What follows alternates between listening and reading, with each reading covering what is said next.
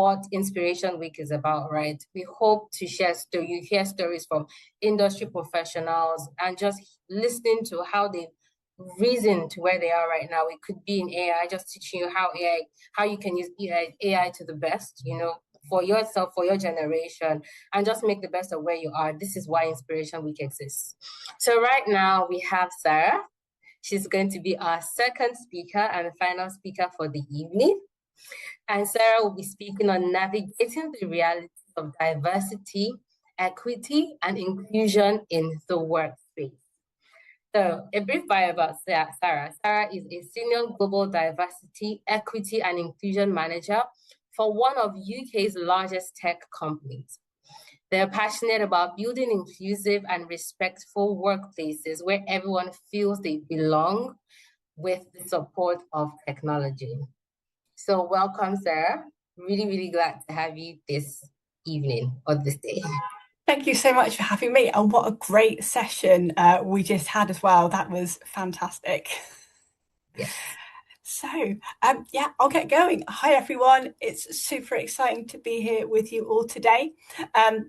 I've got some slides to share, but please also use the react buttons. Please use the chat as well. Send me if you're okay to kind of monitor the chat while I go through the slides. That would be super helpful. Thank you. Let me just share my screen and we will get going.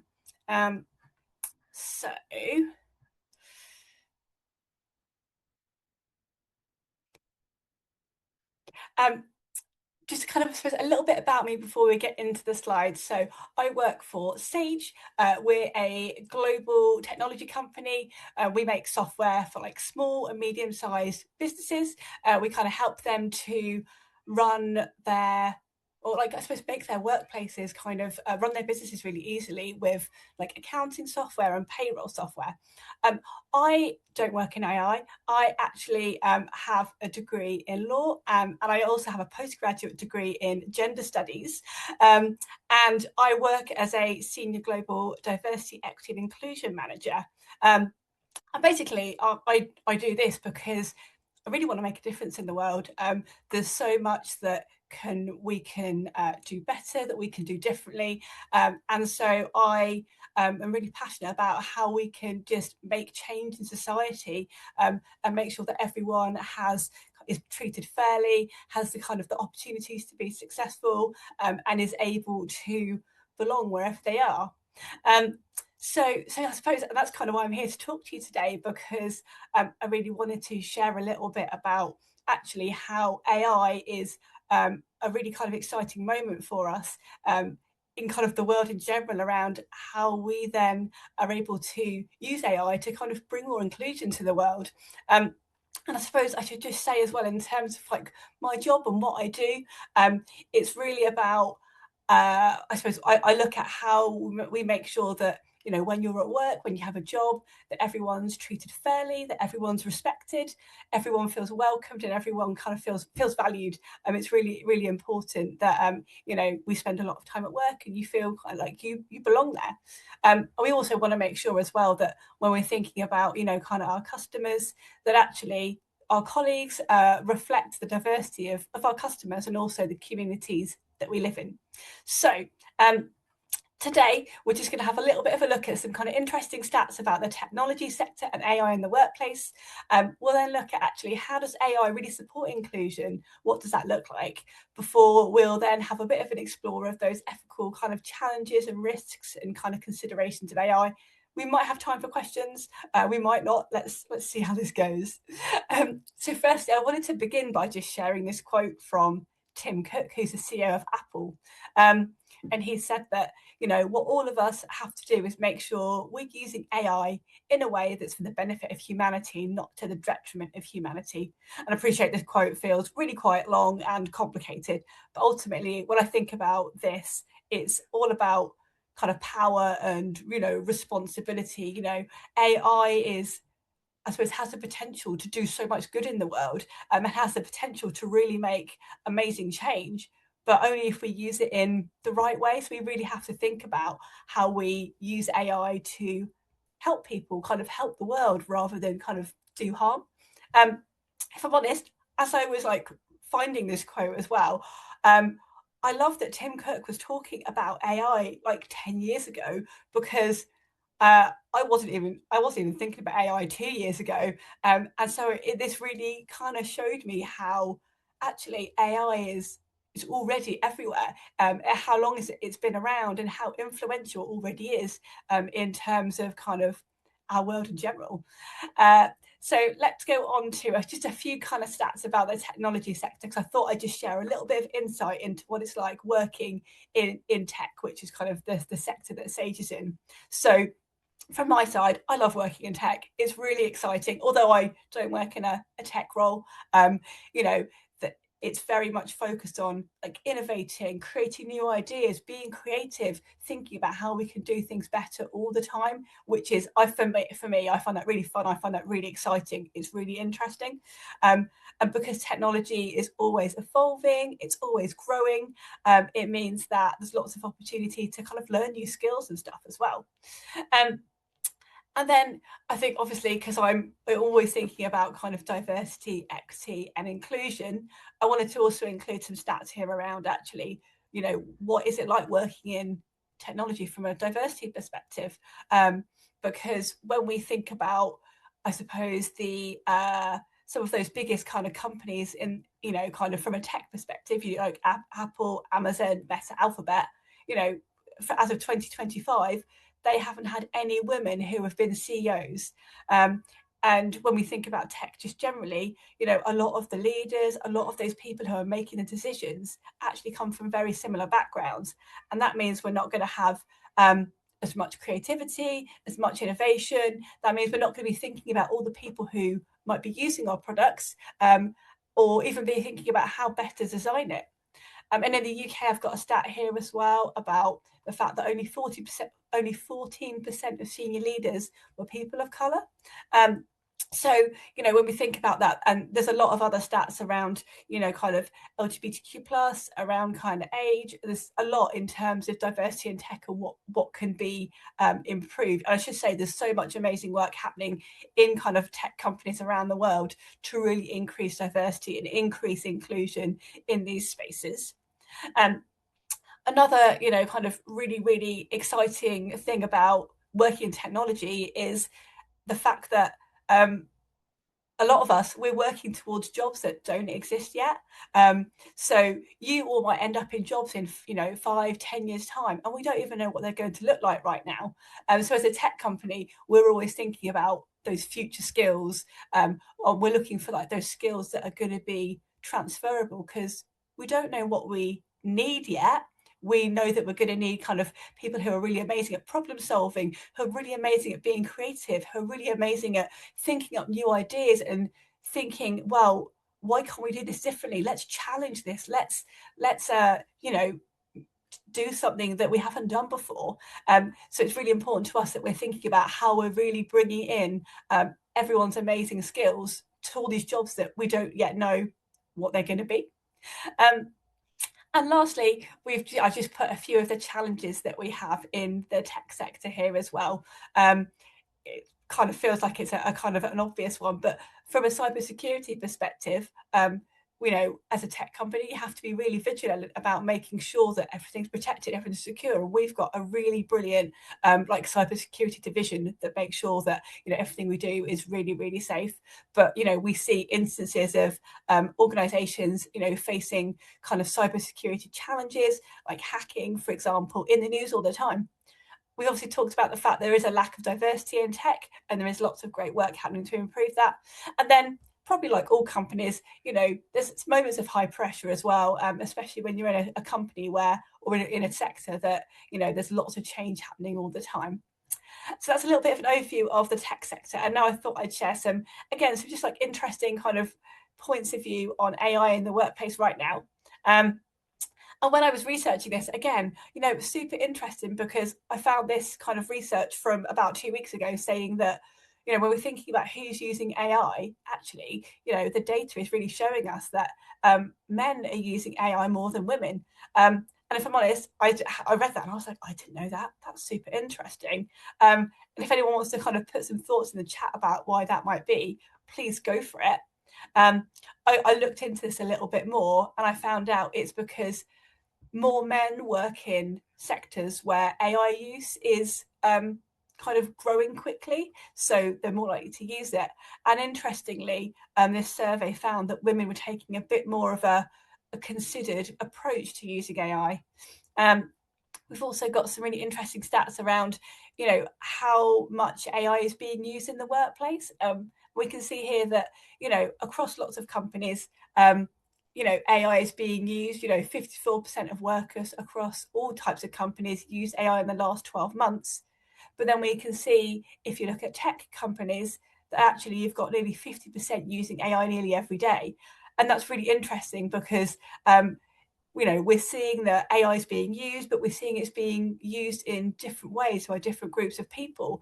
And then the question in my mind there is, well, what does that mean for the future? Does that mean we're going to end up with, more inequality or different kind of equality gaps that we don't yet know about?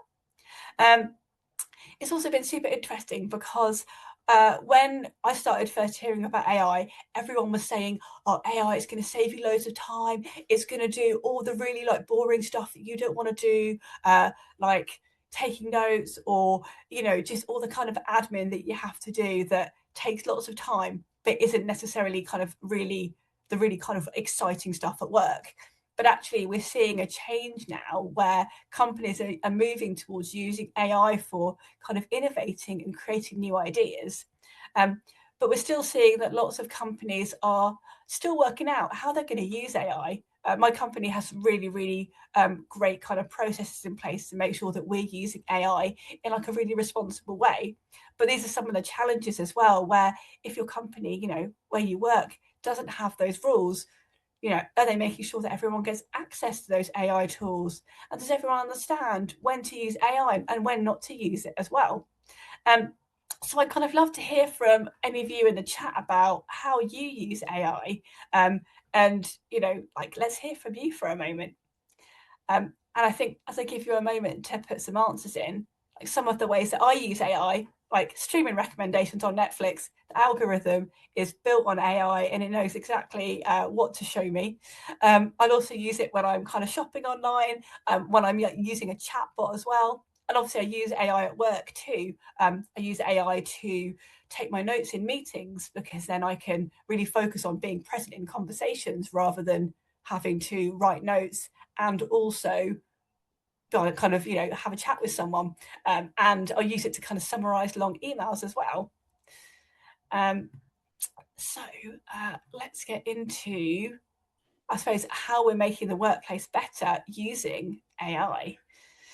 And here, again, these are just some of the ways so far that I've seen through the work that I do, where, the power of AI to really make a difference and make positive change in the world is kind of being made possible. So again, I work for a global company. We operate in about 25 different countries around the world.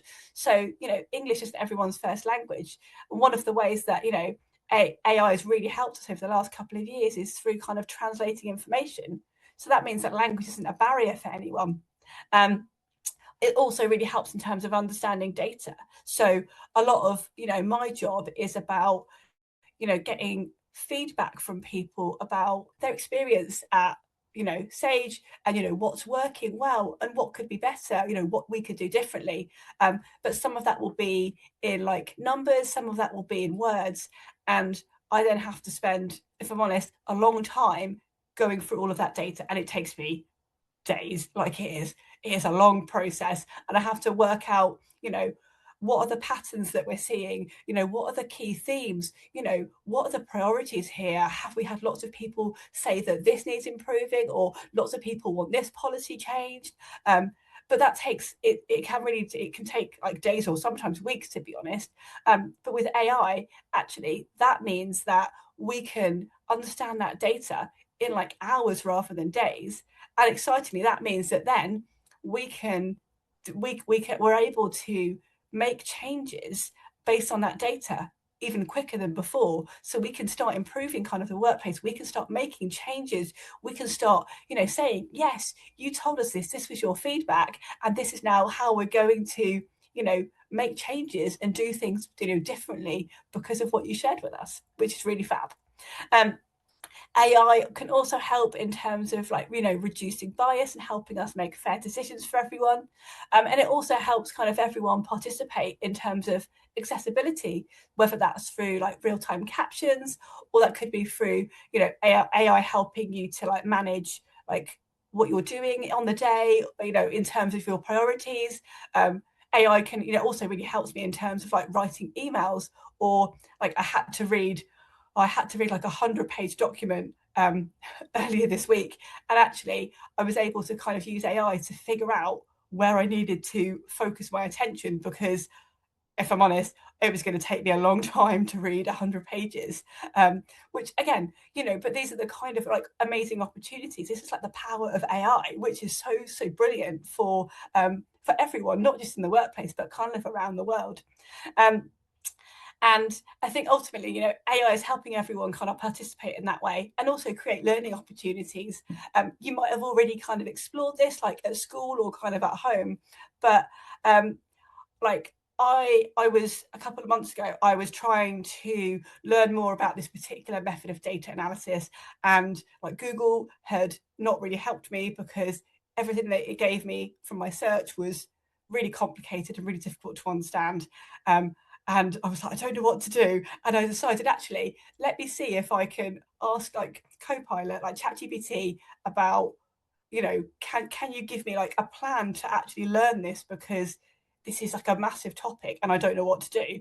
And AI came back to me with a 3-month plan of, actually, here's how you learn this all step by step.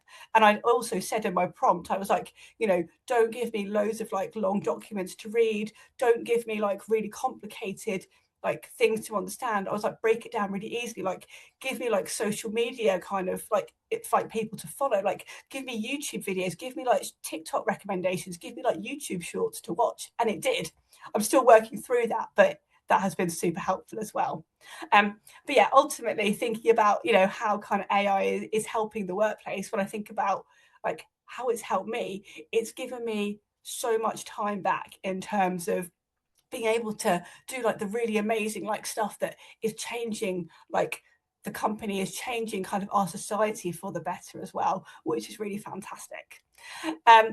So having said that, I'm also really mindful that actually AI, super exciting, there's so many kind of benefits to it, but there also is kind of things we need to be mindful of as well. AI has such great power for good, but it also has kind of the power and the potential to kind of do harm as well. So on here, I just thought I'd share some of those kind of questions that I reflect on when I'm thinking about using AI, thinking about who's creating that AI tool, who's using it. And you might have already talked about this again at school and with your family, but AI has to be developed. Who's doing the developing?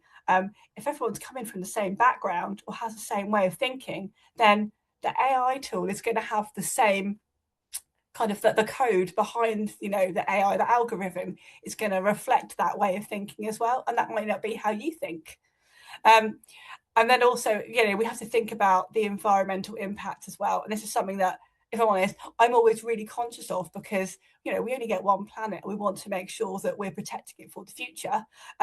So I'm always thinking about, actually, is this the best use of AI? Should I be using AI right now? Should I be using something else? Because the amount of water that is used to run AI data centers, the amount of electricity that kind of AI can use is huge. There was a UN kind of environmental program found that a ChatGPT query could consume 10 times more power than a Google search. And it's not to say that we shouldn't be using AI, but it's about how we're using it in a really responsible and ethical way. Because again, some people, and you see it lots in the news where people are using AI, but they haven't checked the output, or maybe they're using AI, but actually it should have not been AI. It should have been a human kind of moment, because sometimes you need to have that kind of empathetic human kind of touch instead. And then there's also the AI that there's also the data that AI is trained on as well. Is the data biased? Is it incomplete? Is that going to mean that whatever the kind of AI tool gives you is going to then reflect that bias or that kind of output as well. So I suppose kind of last thing here is just about, you know, how we can think about using AI responsibly. And this is always something that, again, you know, I'm thinking about like in my work every day and what I do. And I wanted to share like a really simple way to think about using AI in this way. So at my work, we use something called the FAIR framework, which is created from an amazing DEI thought leader called Lily Zheng. Check them out if you want to learn more. But we use the FAIR framework at my work. And I thought it'd be a really good way to describe how we think about DEI and AI together in a kind of responsible and ethical way. So some of those kind of questions you're thinking of is making sure that that data really represents a wide range of views and identities that is being used in the tool. Making sure that everyone gets access to the tool as well. You know, we want to make sure that everyone's able to get involved in it. And then, you know, when AI tools are being created, you know, who's in those conversations? Does everyone get the chance to share their ideas and their thoughts? And again, in that team, is everyone being represented who's going to use your product? What you don't want is a product that's created that then, you know, not everyone can use. I know about, I think it was about 8 or 9 years ago now, they brought out like a new iPhone, and loads of users said, oh, actually, I can't use it. Like, it's too big for my hand. It doesn't work. I can't hold it properly. And it turned out all of those users were women. And this raised loads of questions about whether there had been any women in the design process to make sure that actually the product they were designing was going to be able to be held by them. So again, like really interesting things to think on here. So as a kind of just like final, just thank you for listening. I really appreciate you kind of your time. I think, you know, AI is definitely changing and has already changed like how we work. It has helped like workplaces be more inclusive. I think ultimately, as long as we're using AI like responsibly and with like really good at like with kind of clear intention, being aware of those risks, there's lots of potential for the future, which is super exciting. So thanks everyone. Thank you so much, Sarah. Thank you for sharing that perspective. You actually got some reactions and comments in the chat when you asked what people use AI for. So a few answers came up: brainstorming for photos, creating videos, and all of that. But thank you so much for that session. We have a few questions here. Just another reminder, if you have any other questions, please feel free to drop them so that Sarah can answer. So one question says, if we use AI, is there a risk that our brains become inactive? Oh, I mean, to be honest, that's a really, really good question. And I think because you're asking that question, your brain won't become inactive. I think it's when you rely too much on AI and it does all your thinking for you. But you're asking that great question. So I'd say no. Thank you for that. So this is more personal. It says, how can we use our voices respectfully when we notice inequality, especially if we're the youngest or the least experienced in the room? Oh, again, that's another really fantastic question. I think firstly, when you're thinking about using your voice, you want to always make sure that you are safe. Like your safety is always the kind of top priority. And then you can think about actually what's the best way for you to share your voice? You know, is that actually in that space with all those people? Is that maybe that you speak to someone separately? You know, but I think you could also make sure that if you're not being listened to, that you say, actually, I've got something I want to say, please can I have a moment to share it? I find that most people on the whole, is, you know, if you say something like that, they'll be really open to kind of listening and kind of really, really kind of, you know, want to hear from you. Thank you so much for that. We have one more question. It says, do you think diversity and inclusion are improving globally? And what role can young people play in making the real change? Oh, so I think overall globally diversity and inclusion is definitely improving. There's always, obviously, because you know the world is so huge, there's always going to be kind of moments where it feels like we're maybe not making as much progress towards equality, or maybe it feels like we're going a little bit backwards. But overall, when we look at it kind of in a slightly kind of longer kind of time frame, we can see the really positive change, which is really positive. And I think in terms of, you know, kind of what you can do, I think there's so much, you know, you all have so much power through, you know, kind of your unique perspectives, your voices. And I think there's loads of different ways that you can get involved. You know, that could be through kind of like social media, that could be through, you know, kind of your kind of friends, your schools, that could be through getting involved in like local social justice projects. And it's really about finding what works best for you, because there is no like right way to be involved in diversity and inclusion. It's about, you know, you might want to be that person, you know, leading a march or a protest. Actually, you might want to be a person who's organizing, or you might want to be someone who's educating. There's so many different ways to do it, but I think it firstly starts with just kind of figuring out actually, you know, what part of diversity and inclusion are you passionate about, and then go from there. But ultimately, everyone's voices matter. So, you know, in whatever way you want to get your voice out there. That's an incredible answer. Thanks so much, Sarah. So we'll be taking two more questions and then we'll call it an evening. So someone says, what have been some successful projects that you have been a part of in your job, which has had to do with AI and its inclusion in the workspace, if there are any?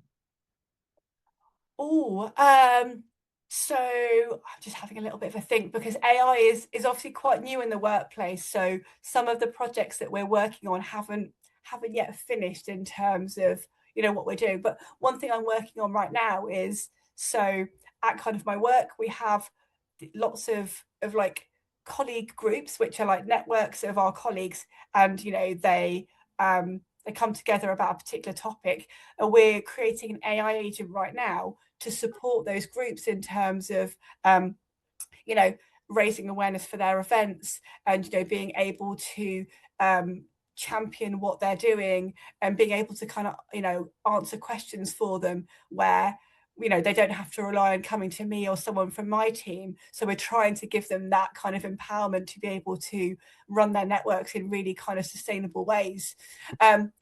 That's probably the kind of key one I can think of right now, because again, we've got a few other things, but they're at very early stages, because again, AI is so new to all of us. But there's lots of ways that, you know, my colleagues and myself have been bringing AI into, you know, what we do as well. Thank you so much, Sarah. I really like that answer. The final question for the day says, do you think AI will be taking over anytime soon? And what professions do you think AI might replace? I mean, this I feel like is a question that comes up a lot, to be honest. Yeah. And my personal view is that AI isn't going to replace anyone, because AI is a tool. It's a way we can do our jobs differently. But so it might mean that jobs look slightly different, but I don't think it's going to replace people. It's going to replace jobs necessarily, because at the end of the day, with jobs, you always need to have that kind of human element to it. AI can do really amazing things, but it can't be a person. It can't lead with empathy and with care and with passion. So I mean, I don't know, to be honest, but I think it will just be a case of jobs. Maybe some jobs will change their focus, and what they maybe like what they do will look a bit different. But I don't think that AI will kind of replace people. No, I don't know though. I could be completely wrong. I think you answered that beautifully, actually. So thank you so much, Sarah. I really like that answer, and I completely agree with you as well. Thank you so much for really sharing your insights and for your topic this evening. I think it's been a great session. I can see the claps, the emojis. Can thank Sarah in the chat. Thank you so much. It was a really great evening. Yeah, I was really glad having you today. So yes, so I'll definitely love to see more of you later on. Thank you all for the emojis, for the hearts, and for the claps. Thank you so much, Sarah, and I hope you enjoy the rest of your day. All right, Thanks take very care. much. Thank you so much. All right, everyone. So we've come to the end of another day. Tomorrow is going to be the last day of Inspiration Week. As I said, or we've said over the last couple of days, if you have any questions relating to the program, feel free to message myself or Success, and we'll be happy to help you. Okay, and you will hear from your local ambassadors anytime from now. You've all been introduced to your local ambassadors. As always, please remember to be kind and to be respectful in the chat, okay? If we feel like you are not being respectful, we might have to take you off the call, and that's why we mute the chat. So please be respectful as you communicate with each other in the chat as well, okay? All right, so tomorrow is the last day of Inspiration Week. I hope you've learned a lot, and I hope you guys have had a wonderful day. So look forward to seeing you all tomorrow.